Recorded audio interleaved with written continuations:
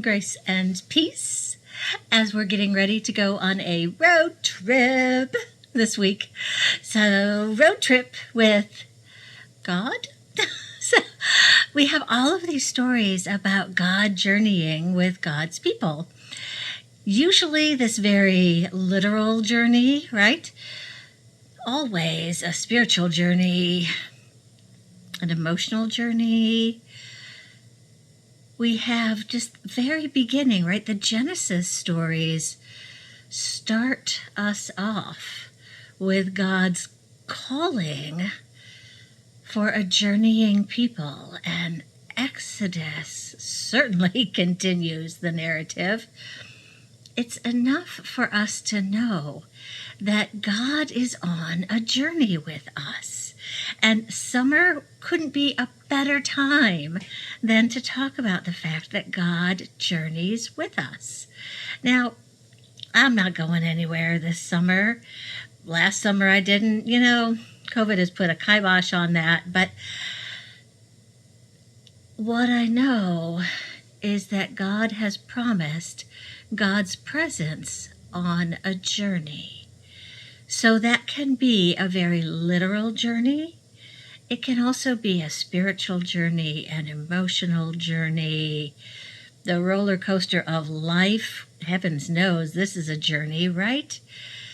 And what I know from journeying is that it opens the door to amazing possibilities, things I never would have imagined.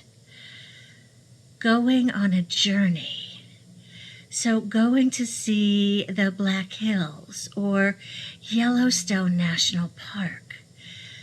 When I traveled with my mom and took a journey to help her see and complete a journey that, my dad had promised to her, but then he couldn't complete because he passed away.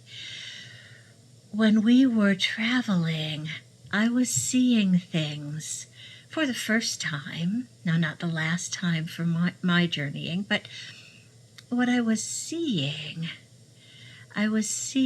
Yellowstone after this devastating fire. And it shook me to my core.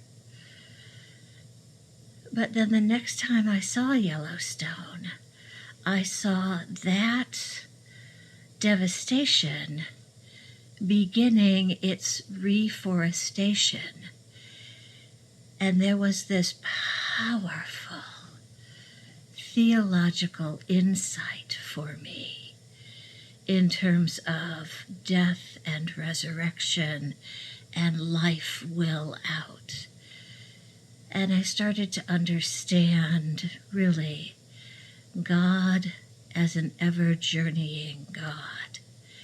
And what we see when we travel and when we start to look for God in our travels. So, road tripping with God. No matter how we understand our travels, God travels with us and opens our eyes to new ways of seeing and being. And that's a powerful way to be in God's presence. Amen.